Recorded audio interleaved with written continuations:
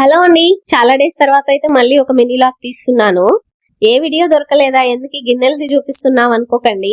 చాలా ఇన్ఫర్మేషన్ ఉంది, చెప్తాను చూడండి. ఎంతసేపు డిష్ వాషర్ తీసుకోండి, ఇలా ఉంటుంది అలా ఉంటుంది, అసలు గిన్నెల్ని కడిగే పనే లేదు, అడుగంటిన పాల గిన్నె కూడా క్లియర్ గా పోతుంది, మొత్తం మనం రుద్దాల్సిన పని లేదు అంటారు. ఇంకొకరేమో టిఫిన్ ప్లేట్లని గీకి ఎండిపోయింది చూడండి, క్లీన్ అయిపోయిందని చూపిస్తారు. ఎంత పెద్ద డిష్ వాషర్ ఉన్నా, ఎన్ని లక్షలైనా సరే మినిమం ఇలా క్లీన్ చేసి పెట్టాల్సిందే అండి. ప్లేట్లు అయినా బౌల్స్ అయినా. ఇంకా ఎండిపోయిన పాల గిన్నె, అడుగంటిన పాల గిన్నె విషయానికి వస్తే దాన్ని ఖచ్చితంగా మనం స్క్రబ్బర్ తో రబ్ చేసి క్లీన్ చేశాకనే పెట్టాలి. డిష్ వాషర్ తీసుకొని దగ్గర 2 years దాటిందండి.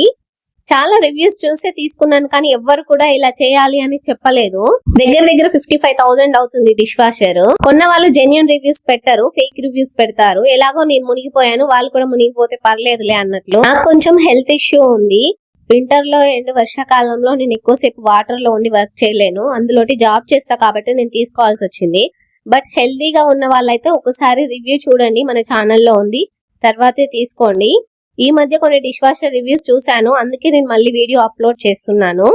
ఇంకా లాంగ్ వీడియో కావాలంటే అప్లోడ్ చేస్తానండి. ఆ డిష్ వాషర్ లో వేసిన బౌల్స్ అయిపోగా మిగిలిన బౌల్స్ ఇలాంటివి ప్లాస్టిక్ వి, అల్యూమినియం, ఇలాంటి నాన్ స్టిక్ క్లీన్ చేసుకోవాలి.